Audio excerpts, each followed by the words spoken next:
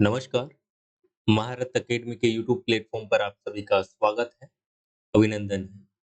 आज हम इस क्लास में क्लास 9th के अध्याय फर्स्ट साइंस सब्जेक्ट का जो हम फर्स्ट चैप्टर पढ़ रहे थे, एक क्लास हमने कल कर ली थी। आपने नहीं देखी है तो आप प्लेलिस्ट में जाकर या फिर आप चैनल पर जाकर देख सकते हैं। हम पूरी की पूरी सीरीज चलाएँगे क्लास 9th और 10th, ठीक है ना? क्लास 9th और 10th क्लास की एनसीईआरटी साइंस हम पूरी की पूरी करवाने वाले हैं।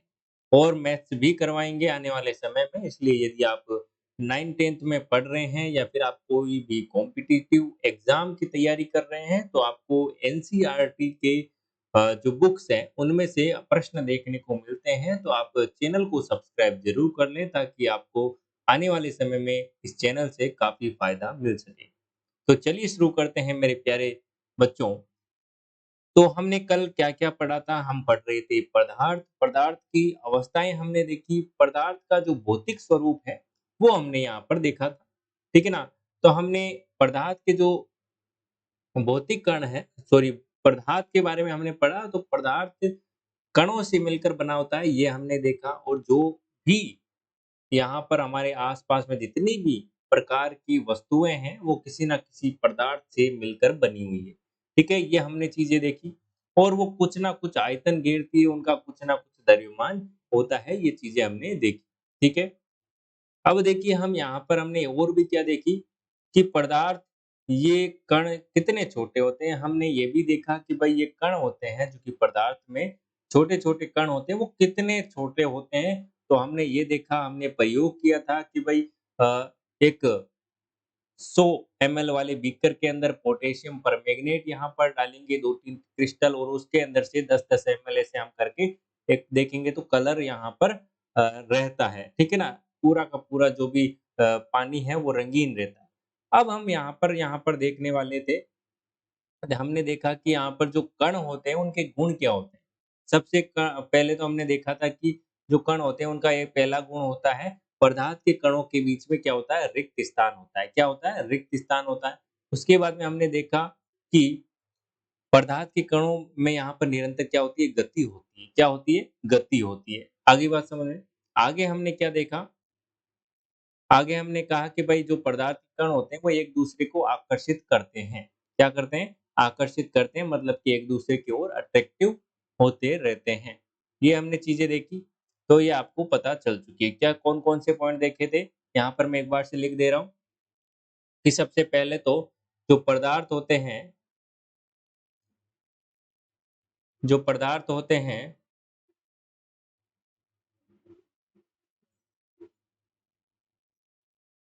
जो पदार्थ होते हैं 1 मिनट, चलिए यहाँ पर लिख देता हूँ। पदार्थ के कणों के बीच कणों के बीच रिक्त स्थान होता है। क्या होता है? रिक्त स्थान होता है। ठीक है? दूसरा हमने क्या देखा कि ये जो कण होते हैं, गतिशील होते हैं। क्या होते हैं? कण होते हैं जो गतिशील होते हैं। ठीक है? और हमने एक तीसरा पॉइंट क्या देखा कि यहाँ पर ये जो कणों हैं, कणों के मध्य क्या होता है?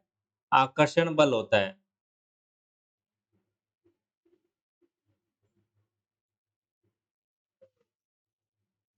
कणों के मध्य आकर्षण बल होता है। ठीक है? ये 3 पॉइंट हमने देखे।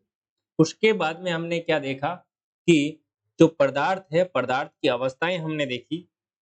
कौन-कौन सी अवस्थाएँ होती है? तो आपने कहा कि सर ठोस, द्रव और गैस 3 प्रकार की अवस्थाएँ होती है। हमने पढ़ा था कि भाई ठोस के अंदर कौन-कौन से आते हैं? जो जिनको हम कहें कि जिनका आकार और आयतन दोनों निश्चित होता है, ठीक है ना? आकार और आयतन क्या होता है? दोनों निश्चित होते हैं। वो क्या होती है? निश्चित आकार और स्थिर आयतन होता है। स्पष्ट सीमाएं होती है वो क्या होता है, ठोस होता है। ये हमने चीजें देखी, प्रैक्टिकल भी हमने किए थे। और उसके बाद में हमने द्रव अवस्था भी देखी। यहाँ पर हम बात करें तो जल, खाना पकाने का तेल, दूध, जूस, जो भी लिक्विड अवस्था में होते हैं वो क्या होते हैं, द्रव होते हैं। ठीक है। द्रव का आकार की बात करें, द्रव का आकार नहीं होता है और आयतन तो होता है। ठीक है ना। चलिए, आगे हमने गैस के बारे में भी हमने चर्चा की थी। ठीक है, गैस के बारे में हमने चर्चा की थी। चलिए, ये चीजें हमने देख ली थी। अब हम यहाँ पर देखेंगे, और हमने ये भी देखा कि भाई जो अवस्थाएं हैं, ठोस, द्रव, गैस, ठोस और द्रव और गैस के मध्य जितने भी जो कण होते हैं, अणु होते हैं, उनके बीच में क्या, कितना मतलब कि चेंजेस रहता है, क्या इनमें डिफरेंस है। ठीक है ना। तो हमने देखा कि भाई जो ठोस है उसके अंदर जो कण है, उनके बीच में जो मध्य दूरी है वो बहुत ही कम है। तो हम कह सकते हैं कि आकर्षण बल है जो कि बहुत ज्यादा है। ठीक है। और सेकंड, द्रव की बात करें तो यहाँ पर जो आकर्षण बल है थोड़ा सा कम है ठोस की अपेक्षा। ठीक है।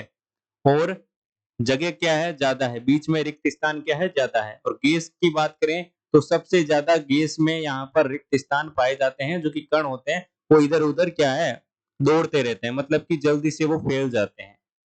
ठीक है।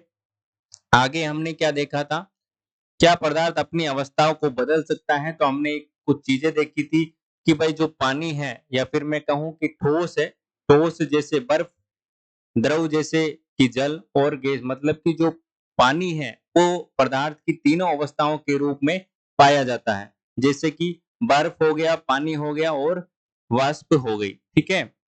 फिर हमने देखा कि तापमान परिवर्तन करने पर क्या प्रभाव पड़ता है अवस्थाओं में। तो जैसे जैसे हमने एक बीकर में क्या लिया, बर्फ लिया, और बर्फ को क्या किया, गर्म किया, और थर्मामीटर से हम नापते गए, तो एक टेम्परेचर ऐसा आया, जबकि एक टेम्परेचर ऐसा आया जिस टाइम क्या हो गया, बर्फ से एकदम पानी बनने लग गया। ठीक है। और पानी को हम और गर्म करते गए तो एक टाइम ऐसा आया, एक तापमान ऐसा आया जिसमें क्या हो गया, पानी से भाप बनने लग गई। तो मतलब कि ताप बढ़ाने पर जो पदार्थ की अवस्थाएं हैं वो बदलने लग जाती है। तो हमने यहाँ पर एक चीज देखी कि न्यूनतम ताप पर जो ठोस पिघल कर द्रव बन जाता है उसे गलनांक कहा जाता है। ठीक है ना। ठोस से द्रव में बदलने की प्रक्रिया को क्या कहते हैं, गलनांक कहते हैं। ये हमने देखा कल। और किसी ठोस को गलनांक उसके कणों के बीच के आकर्षण बल के सामर्थ्य को दर्शाता है। ठीक है, ये भी बात आप ध्यान रखिएगा। किसी ठोस के गलने की प्रक्रिया में तापमान समान रहता है, ऐसे में उसमें ऊर्जा कहाँ जाती है। तो ये हमने यहाँ पर देखा था। ठीक है। और हमने एक चीज देखी थी कि भाई ठोस अवस्था से डायरेक्ट यहाँ पर द्रव अवस्था में बदलता है उष्मा देने पर, और उष्मा देने पर गैसीय अवस्था में, और गैसीय अवस्था से फिर से उसे ठंडा करने पर द्रव अवस्था में बदल जाती है वस्तु, और द्रव अवस्था से ठंडा करने पर वह ठोस अवस्था में परिवर्तन हो जाती है। ठीक है। और फिर हमने देखा था कि भाई यहाँ पर जो क्या देखा था, यहाँ पर देखिए यह तापमान जिस पर द्रव उबलने लगता है, द्रव उबलने लगता है और भाप निकलती लगती है, उसे क्या कहते हैं, क्वथनांक कहते हैं। ये हमने कल देखा। ठीक है। तो इतना हमने कल देख लिया था। ठीक है। अब हम आगे देखने वाले हैं दाब परिवर्तन का प्रभाव। इंपॉर्टेंट है दाब परिवर्तन का प्रभाव। ध्यान से देखिएगा। हमने कल क्या देखा था कि भाई तापमान परिवर्तन करने पर क्या प्रभाव पड़ता है, वो हमने देख लिया। तापमान हमने बढ़ाकर देख लिया। क्या, तापमान तो बढ़ाकर हमने देख लिया था। अब हम देखने वाले हैं दाब परिवर्तन करके वस्तुओं पर दाब का क्या प्रभाव पड़ता है, वो चीजें हम देखने वाले हैं। तो यहाँ पर हम देखेंगे एक एक करके चीज। एक बार से जल्दी से शेयर कर दे अपने मित्रों के साथ में क्लास को, और चैनल पर नए हो तो चैनल को सब्सक्राइब कर लीजिएगा। ठीक है।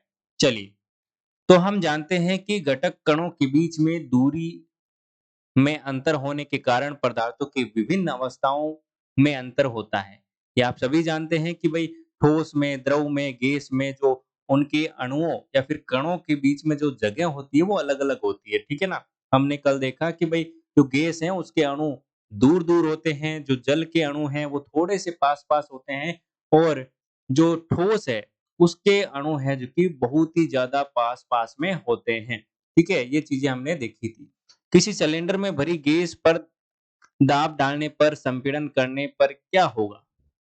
क्या इसके कारण बीच की जो दूरी है वो कम हो जाएगी? क्या आपको लगता है कि दाब बढ़ाने से या फिर घटाने से पदार्थों की अवस्था में परिवर्तन हो सकता है? तो चलिए प्रैक्टिकल करते हैं। ठीक है? चलिए, दाब बढ़ाने पर पदार्थ के कणों को समीप लाया जा सकता है। तो यहाँ पर आप देख सकते हैं कि एक पिस्टल है, सॉरी एक सिलेंडर है। सिलेंडर के अंतर्गत यहाँ पर कुछ क्या है? गैस होगी, ठीक है? गैस है, समझ लीजिए गैस के कण यहाँ पर मैं समझ सकता हूँ, यहाँ पर आगे देखिएगा।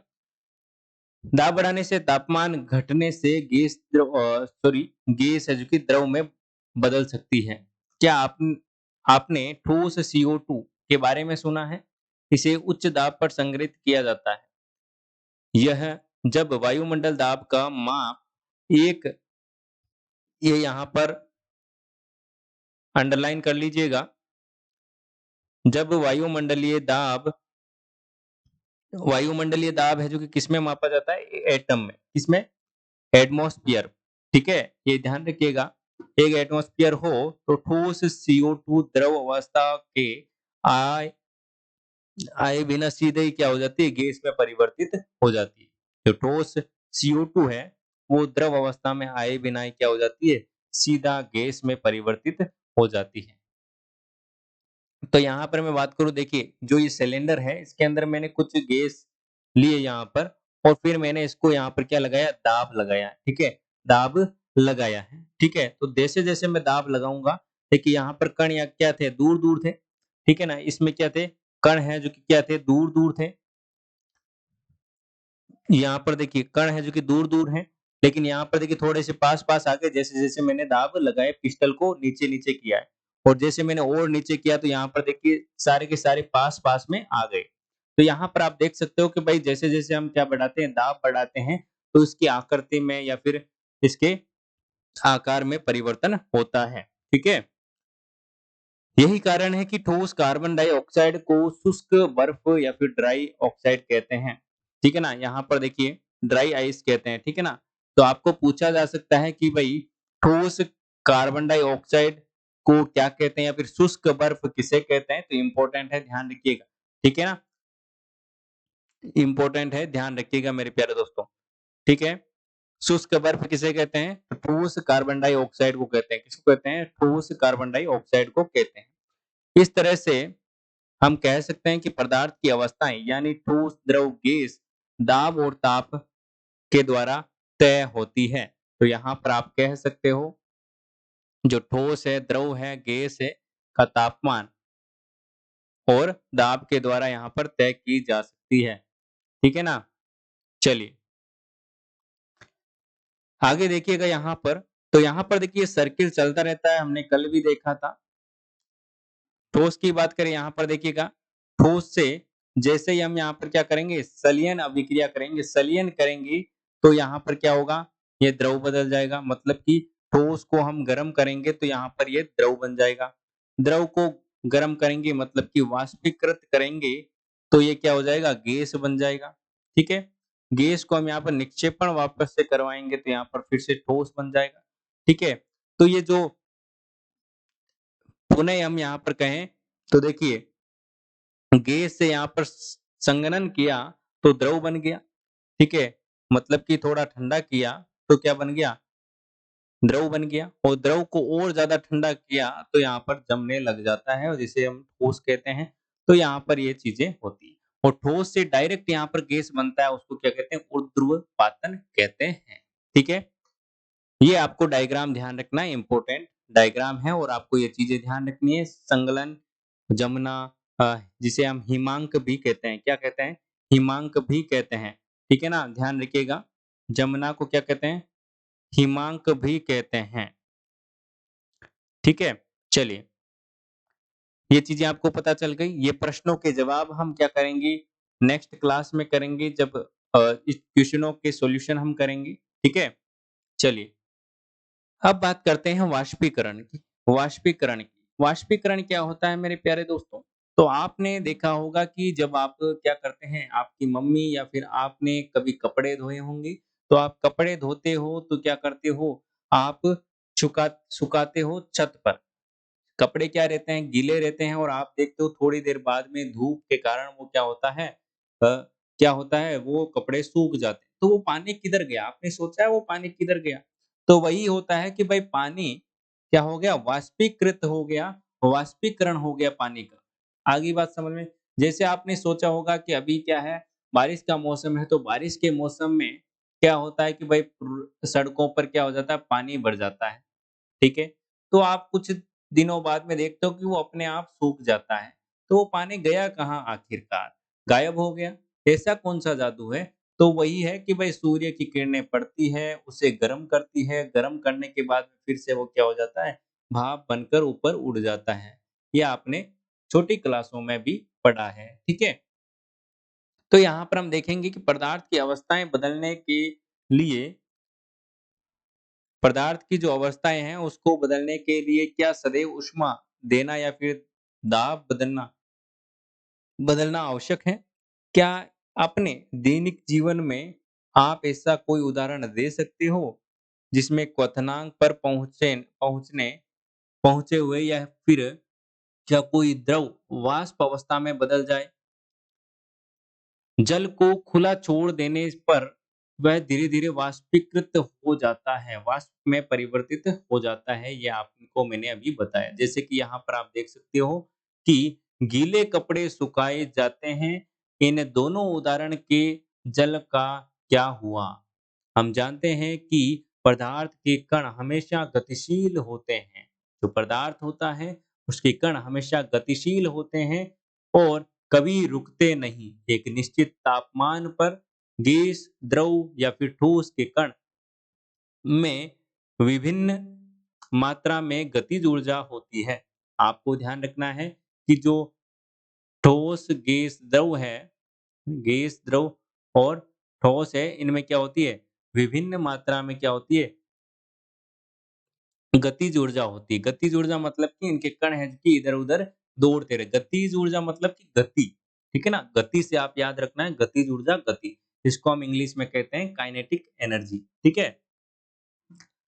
द्रवों में सतह पर स्थित कणों के कुछ अंशों में इतनी गतिज ऊर्जा होती है कि वे दूसरे कणों के आकर्षण बल से मुक्त हो जाते हैं। क्वथनांक से कम ताप पर द्रव के वाष्प में परिवर्तित होने की प्रक्रिया को वाष्पीकरण कहते हैं।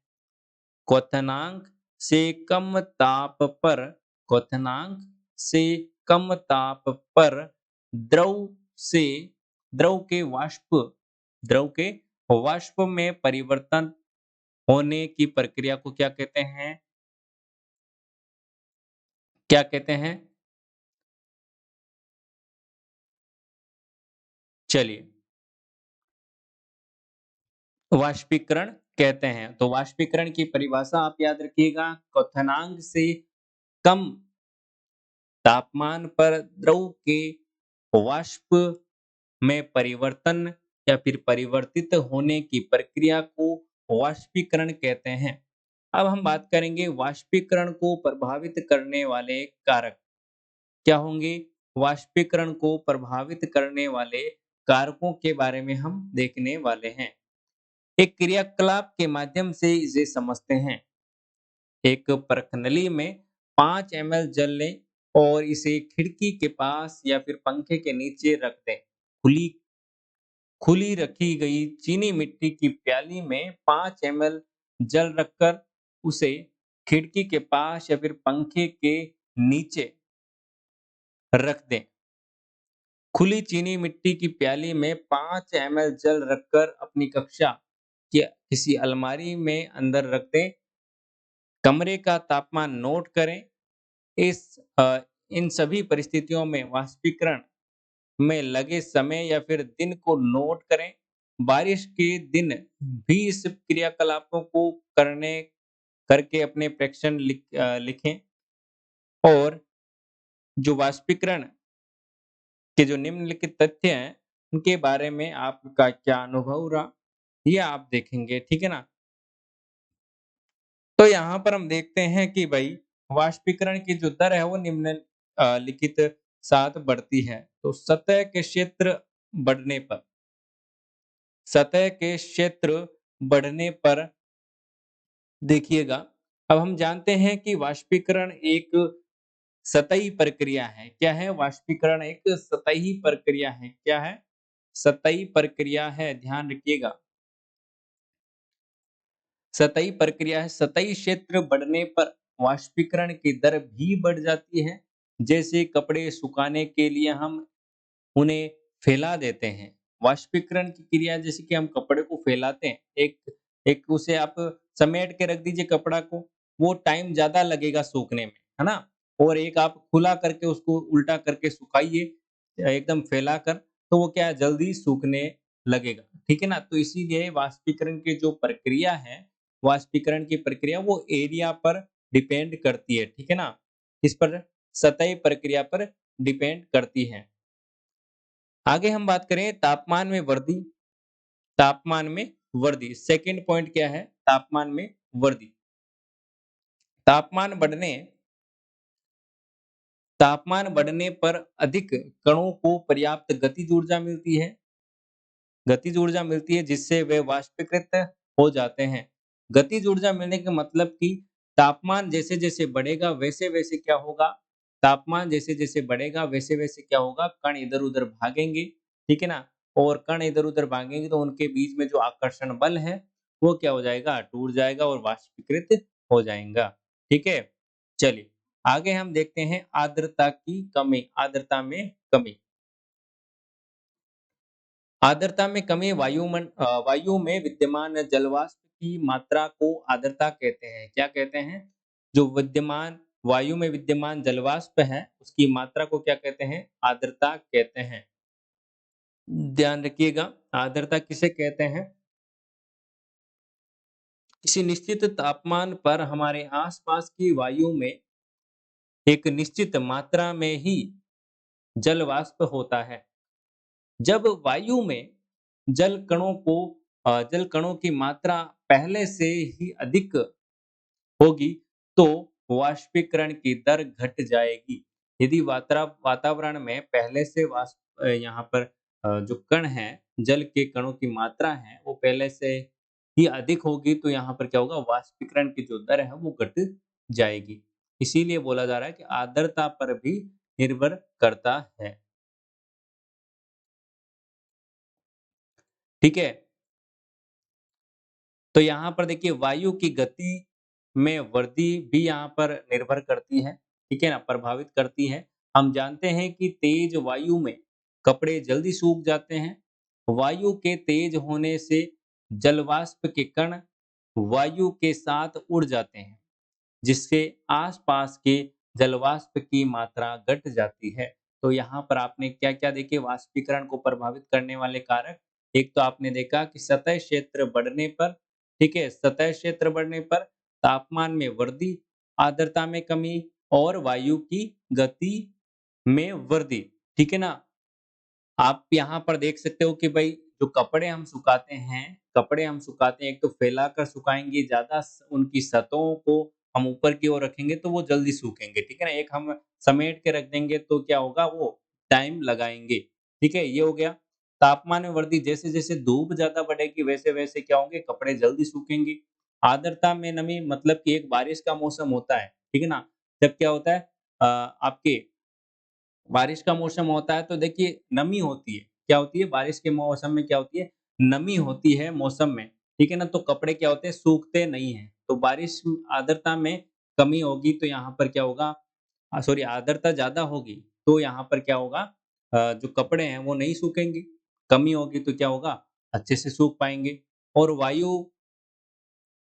वायु की गति में वृद्धि। वृद्धि होगी मतलब कि अच्छी हवा चलेगी तो कपड़े अच्छे से सूख जाएँगे। ये आप चारों पॉइंट क्या समझ सकते हो? एक कपड़े सुखाने से लेकर उदाहरण से आप समझ सकते हो। आ गई बात समझ में? चलिए, अगला देखिए वाष्पीकरण के कारण शीतलता कैसे होती है? वाष्पीकरण के कारण शीतलता कैसे होती है? ये हम समझने वाले हैं। ठीक है? खुले हुए बर्तन खुले हुए बर्तन में रखे द्रव में निरंतर वाष्पीकरण होता रहता है। वाष्पीकरण के दौरान कम ऊर्जा कम हुई ऊर्जा को पुनः प्राप्त करने के लिए द्रव के कण अपने आसपास से ऊर्जा अवशोषित कर लेते हैं। इस तरह आसपास से ऊर्जा के अवशोषित होने के कारण शीतलता हो जाती है। आई बात समझ में?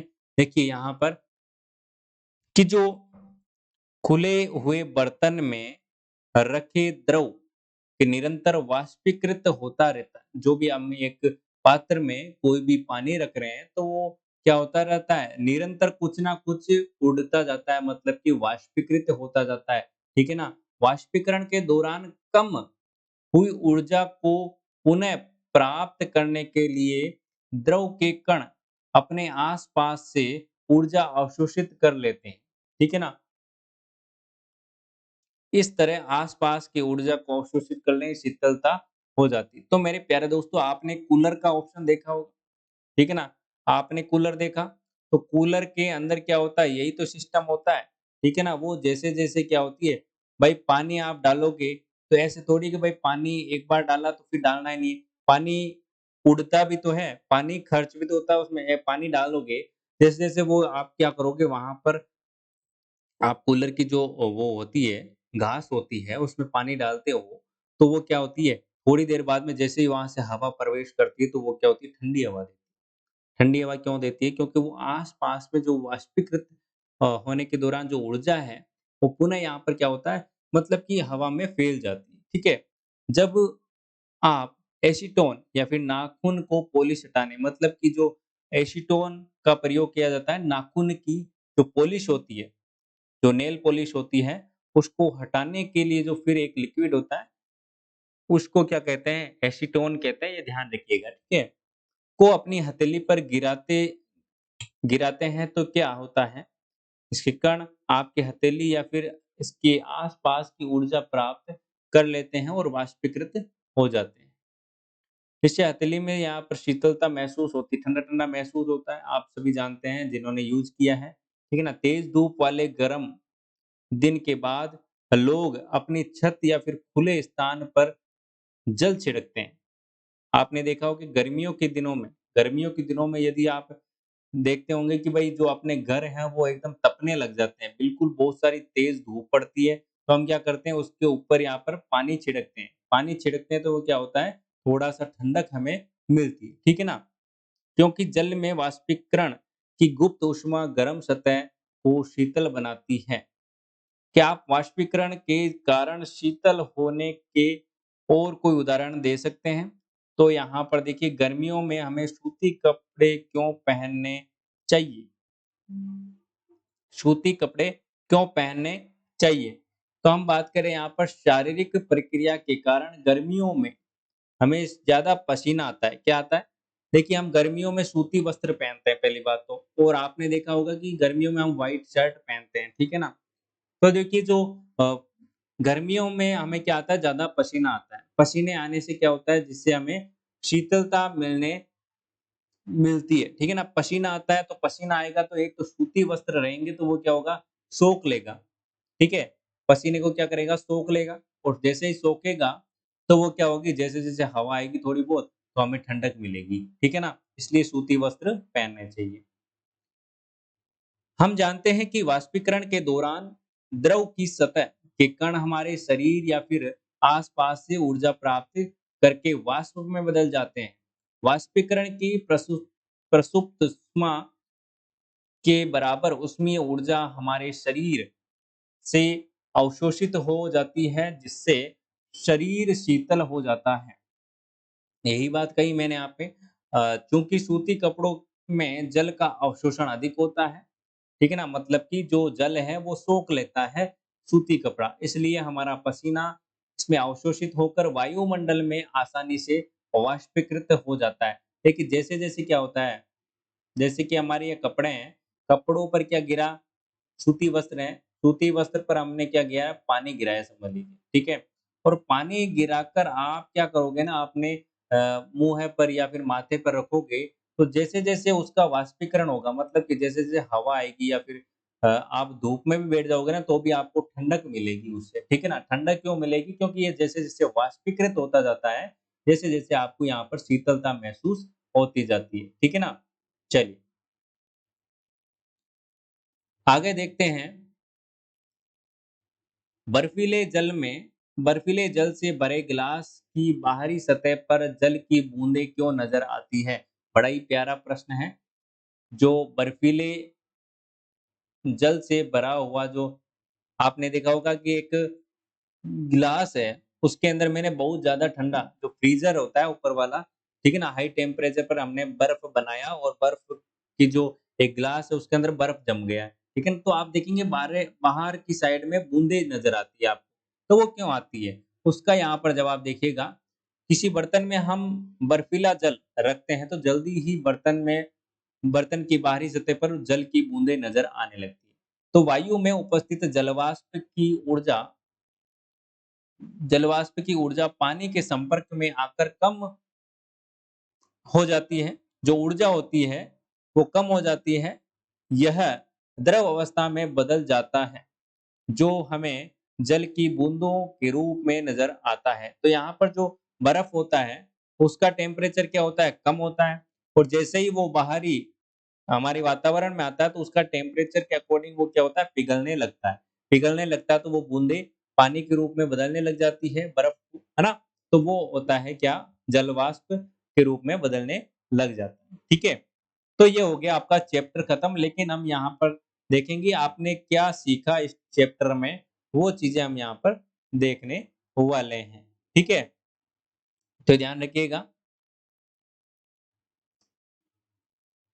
एक-एक करके सारी की सारी चीज़ें देखेंगे इसलिए ध्यान से देखिएगा। द्रव्य सूक्ष्म कणों से मिलकर बना होता है। द्रव्य मतलब कि पदार्थ आप कह सकते हो, ठीक है ना? द्रव्य कह दो, पदार्थ कह दो, ठीक है? चलिए, द्रव्य कह दो, पदार्थ कह दो, छोटे-छोटे कणों से मिलकर बना रहता है। सूक्ष्म मतलब कि छोटे कणों से मिलकर बना होता है। हमारे आस-पास द्रव्य 3 अवस्थाओं में विद्यमान होते हैं, ठोस, द्रव और गैस। ये आपने सीखा, ठीक है? आगे हम देखें तो ठोस के कणों में आकर्षण बल सबसे अधिक होता है। आपने देखा कि भाई ठोस होता है, जिसके कणों में आकर्षण बल होता है, वो अधिक होता है, मैंने भी आपको ये बताया। ठीक है? गैस के कणों में सबसे कम होता है और और जो द्रव है, द्रव के कणों में इन दोनों के मध्यवर्ती होता है। आगे की बात समझ में? आगे की बात समझ में? चलिए। अब देखिए आगे, ठोस के कणों में ठोस को निहित करने वाले कणों के बीच का रिक्त स्थान और गतिज ऊर्जा न्यूनतम, गैसों के लिए यह अधिकतम किंतु द्रव के लिए यह मध्यवर्ती होता है। ध्यान रखिएगा, ठोस के लिए कितना होता है और जो बीच में रिक्त स्थान होता है वो कितना होता है, गैस में कितना होता है, ये आपको चीजें ध्यान में रखनी है। ठोस के लिए उनके कणों की जो व्यवस्था है वो अत्यधिक कर्मित होती है। द्रवों में कणों की जो परतें होती हैं एक दूसरे पर से फिसल व स्खलित हो जाती है। गैसों में कोई क्रम नहीं होता है। मतलब कि जो अ, मैं कहूँ यहाँ पर ठोसों में क्या होती है एक क्रम में होता है कि भाई एकदम बराबर से यहाँ पर बहुत ही कम यहाँ पर क्या होता है जगह होती है बीच में तो वो एक दूसरे से सटे हुए होते हैं कण, ठीक है? क्या होती है कर्मित होते हैं और यहाँ पर मैं कह दूँ कि वह जो द्रव है, उसमें एक दूसरे से क्या होते हैं, थोड़े से यहाँ पर ऊपर-नीचे हो जाते हैं, ठीक है?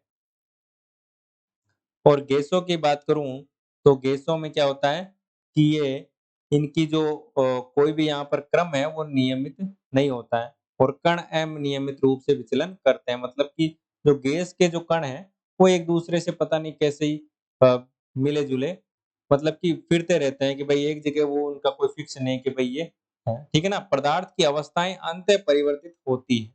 पदार्थ की अवस्थाओं में परिवर्तन ताप और दाब में परिवर्तन से किया जा सकता है। मतलब कि ताप और दाब बढ़ाने से जो अवस्थाएँ हैं वो चेंज होती रहती है। ठीक है। आगे हम बात करें ऊर्ध्वपातन कर्म प्रक्रम में ठोस पदार्थ में परिवर्तित हुए बिना ही सीधे गैस अवस्था में बदल जाता है।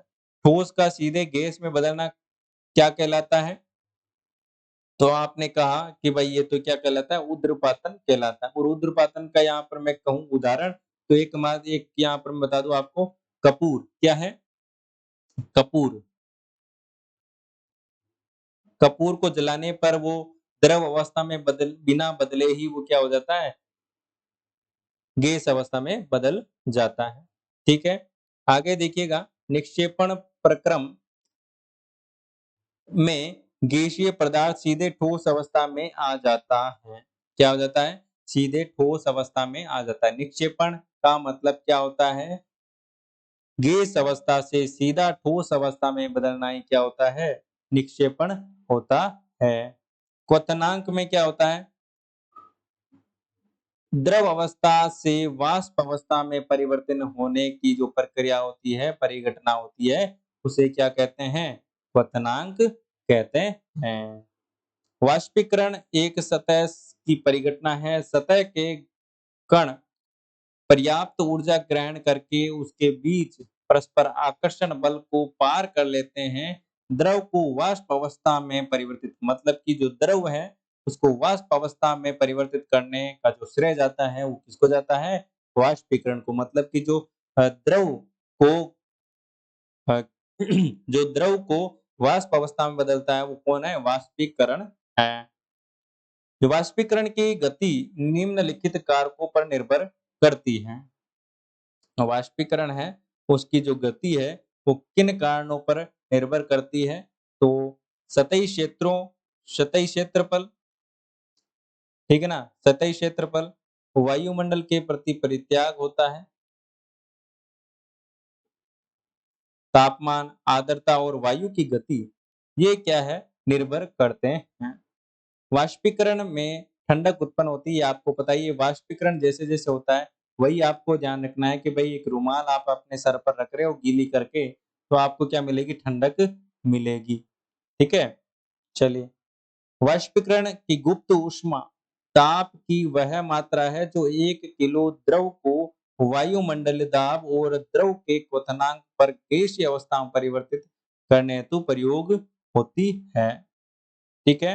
चलिए, ये आप ध्यान रखिएगा। आगे हम देखते हैं संगलन की संगलन की गुप्त ऊष्मा की वह मात्रा जो 1 किलो ठोस को वायुमंडलीय दाब पर ठोस को उसके संगलन बिंदु पर लाने के लिए प्रयोग की जाती है, उसे क्या कह देते हैं? संगलन।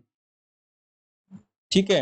अब हम बात करेंगे यहाँ पर कुछ महत्वपूर्ण राशियां हैं जो कि मानक राशियां हैं, योग्य राशियां हैं, उनके मात्रक आपको यहाँ पर दिए गए हैं। ठीक है। तो यहाँ पर देखिए, तापमान का जो मात्रक होता है, तापमान को जो मात्रक होता है उसे क्या कहते हैं हम? केल्विन में मापा जाता है तापमान। ठीक है ना? इसका जो प्रतीक है वो के होता है। लंबाई की बात करूं तो मीटर में मापी जाती है। ठीक है? जो कि मीटर एम में लिखा जाता है। सहती की बात करें तो किलोग्राम में मापा जाता है और केजी इसका मात्रक होता है, प्रतीक होता है।